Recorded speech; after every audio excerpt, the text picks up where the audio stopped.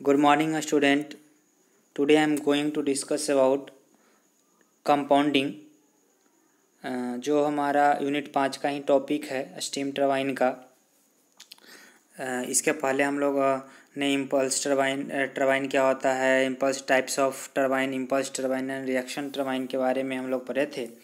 आज हम लोग पढ़ेंगे दोनों का डिफरेंस और compounding and types of compounding.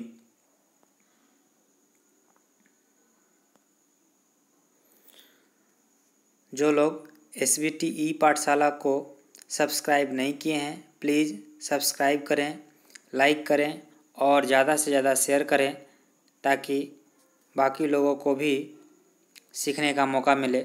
धन्यवाद। देखिए, पहले हम डिस्कस करेंगे difference between impulse turbine and reaction turbine. कहता है, देखिए यहाँ पे कॉलम बनाया हुआ है, यहाँ इम्पल्स टरबाइन है और दूसरा है रिएक्शन टरबाइन। कहता है pressure drop, particular pressure drop किस में होता है, तो पहला कहता है कि देखिए only in nozzle not in moving blade. मतलब कहता है कि इम्पल्स टरबाइन में जो प्रेशर ड्रॉप होता है, इम्पल्स टरबाइन में जो प्रेशर ड्रॉप होता है वो सिर्फ और सिर्फ फिक्स्ड ब्लेड में या नोजल में होता है, मूविंग ब्लेड में नहीं होता है। प्रेशर ड्रॉप किस में होता है, नोजल में या फिक्स्ड ब्लेड में, मूविंग ब्लेड में प्रेशर ड्रॉप नहीं होता है इम्पल्स टरबाइन में। रिएक्शन टरबाइन में इन कहता है in fixed blade nozzle as well as moving blade. मतलब है कि रिएक्शन टरबाइन में प्रेशर ड्रॉप दोनों में होता है, फिक्स्ड ब्लेड में भी होता है यानी नोजल में भी होता है और मूविंग ब्लेड में भी होता है प्रेशर ड्रॉप। उसके बाद कहता है दूसरा area of blade channel.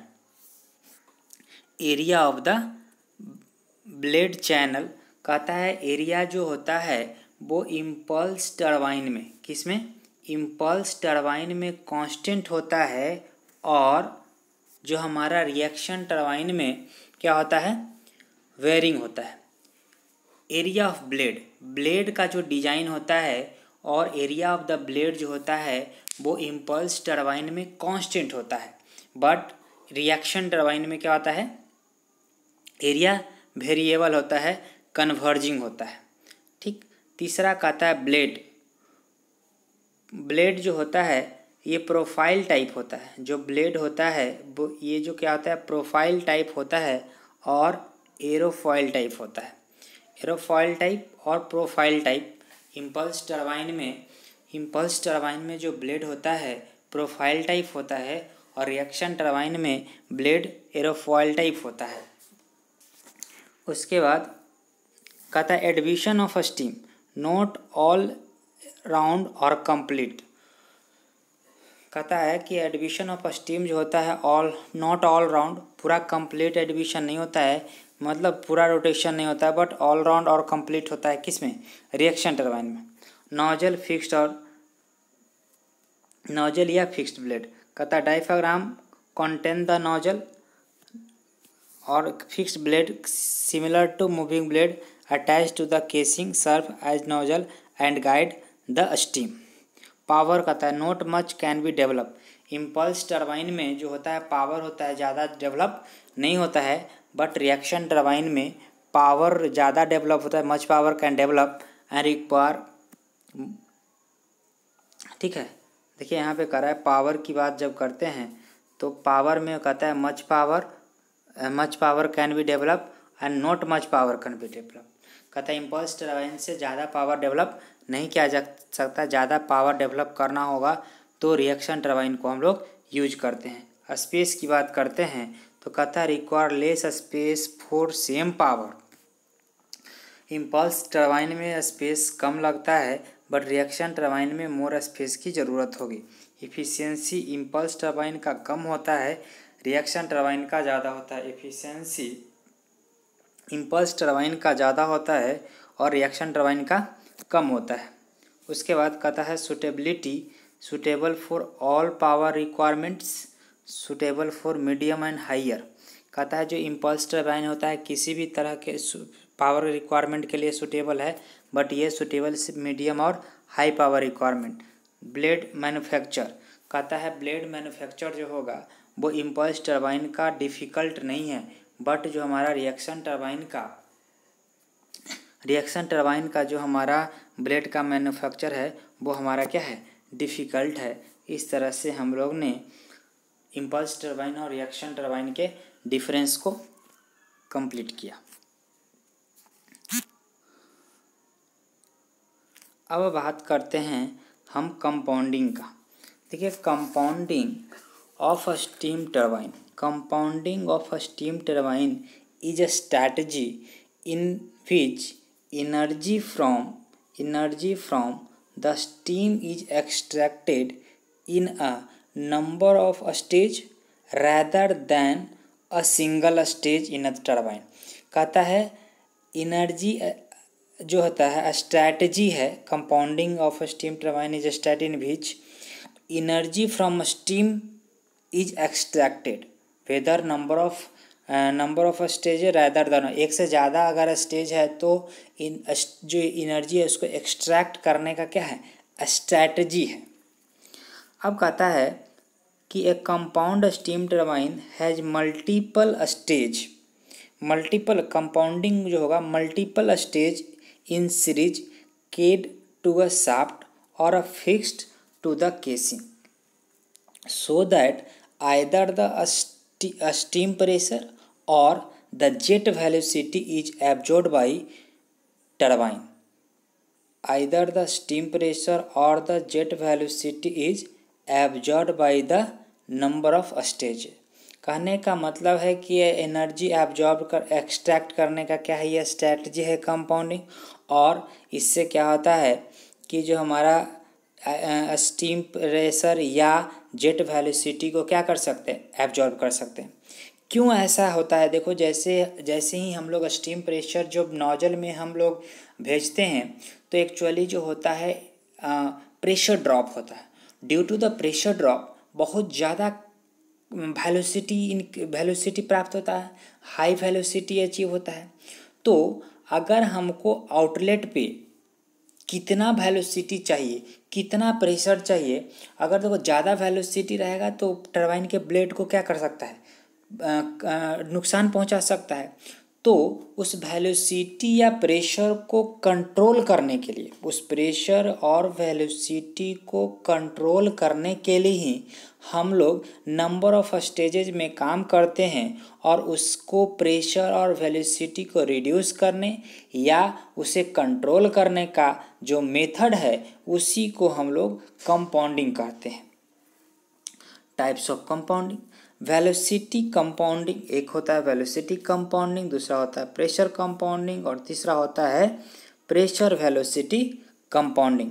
Pressure velocity compounding मतलब अगर ओवरव्यू के तौर पे समझें तो कंपाउंडिंग एक ऐसा स्ट्रेटजी है जिसकी मदद से हम जो है वेलोसिटी और प्रेशर को कंट्रोल कर सकते हैं। प्रेशर और वेलोसिटी को कंट्रोल करने के लिए नंबर ऑफ स्टेज बढ़ा के, नंबर ऑफ स्टेज में कंट्रोल करके उसको हमको इनलेट पे कितना वेलोसिटी चाहिए टरबाइन का, उस पे कितना कंट्रोल, उस पे कितना वेलोसिटी चाहिए, कितना प्रेशर हमको रिक्वायर है, उसको उतना अचीव करने के लिए, जितनी हमको वेलोसिटी का रिक्वायरमेंट है इनलेट पे उतने को अचीव करने के लिए हम लोग कंपाउंडिंग का यूज करते हैं, और उस टेक्निक को हम लोग कंपाउंडिंग बोलते हैं।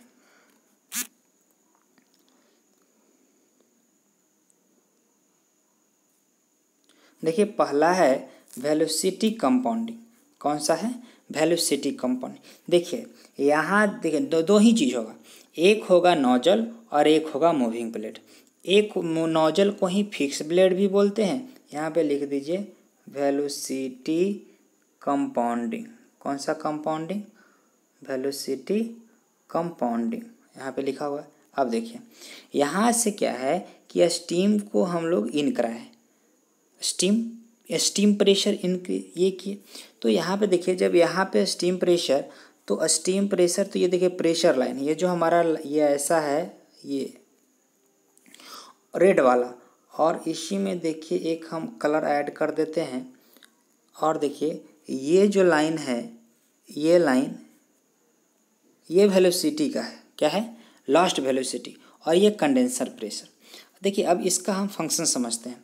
जब यहाँ से स्टीम इंटर करेगा नोजल में, तो नोजल का जो काम होगा कि प्रेशर ड्रॉप होगा। देखिए यहाँ पे जो है प्रेशर ड्रॉप हो रहा है, यहाँ पे इस लाइन पे प्रेशर ड्रॉप हो रहा है, रेड वाले से प्रेशर ड्रॉप हो रहा है, किसमें नोजल में। नोजल में प्रेशर ड्रॉप होगा तो देखिए ये नोजल तक में क्या होता है, वेलोसिटी इंक्रीज किया, वेलोसिटी क्या होगा, इंक्रीज किया, किसमें, नोजल में। फिर उस नोजल से वो हाई वेलोसिटी किस में भेजा गया, मूविंग ब्लेड में, इसमें भेजा गया।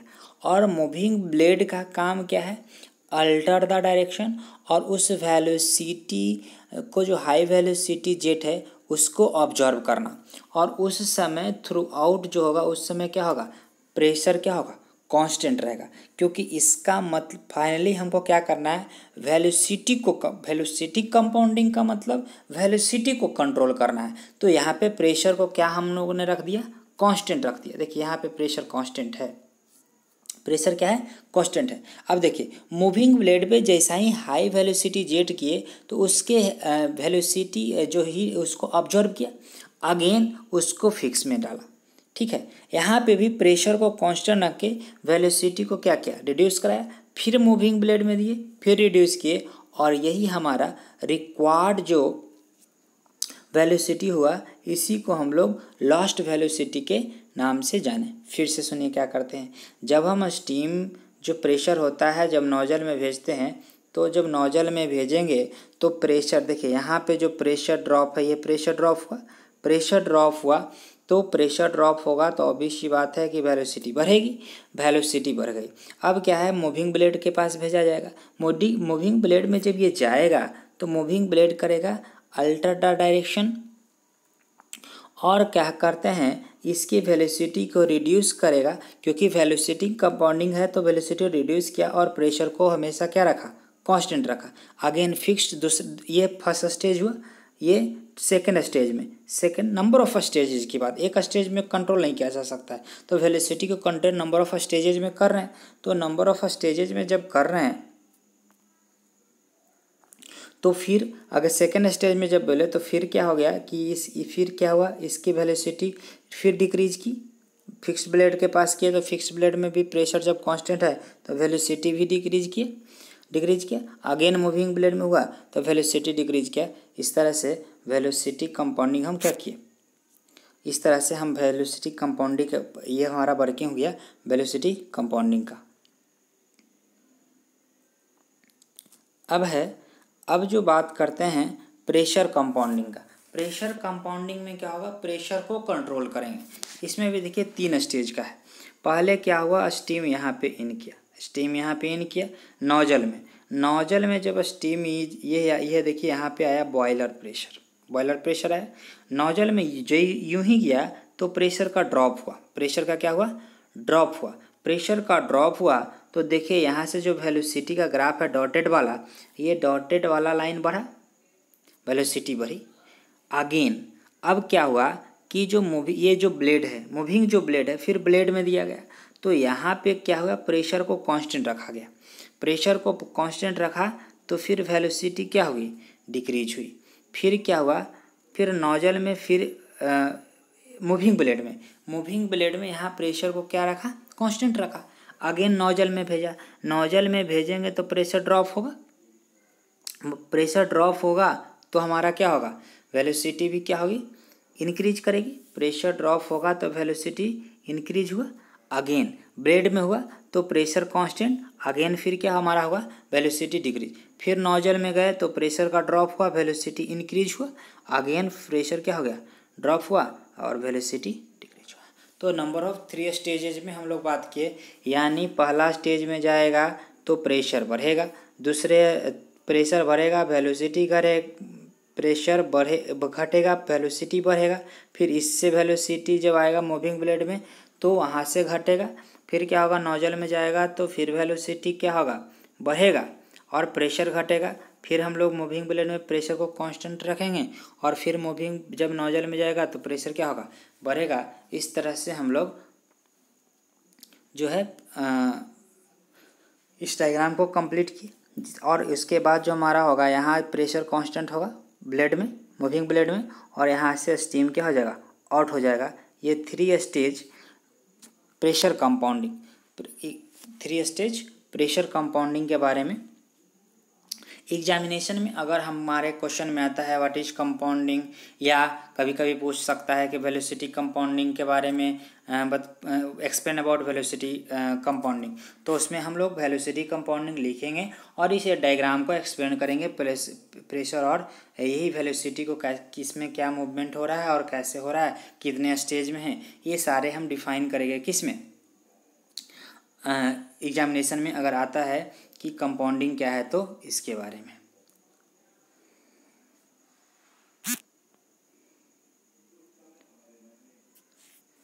नेक्स्ट जो है वो है हमारा प्रेशर वेलोसिटी कंपाउंडिंग।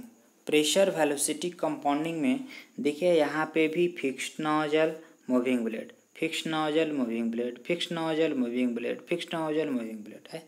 यहाँ पे यह स्टीम क्या कर रहा है इन कर रहा है। स्टीम जब इन किया तो यहाँ पे हम लोग को पता है कि यहाँ पे बॉयलर प्रेशर है, बॉयलर प्रेशर है तो हम लोग प्रेशर डिक्रीज करेगा, प्रेशर क्या करेगा डिक्रीज करेगा। यहाँ पे दोनों चीज़ का कंट्रोल हो रहा है, प्रेशर का भी कंट्रोल हो रहा है और वेलोसिटी का भी कंट्रोल हो रहा है। तो यहाँ प्रेशर डिक्रीज किया, प्रेशर डिक्रीज किया तो यहाँ पे देखिए कि वेलोसिटी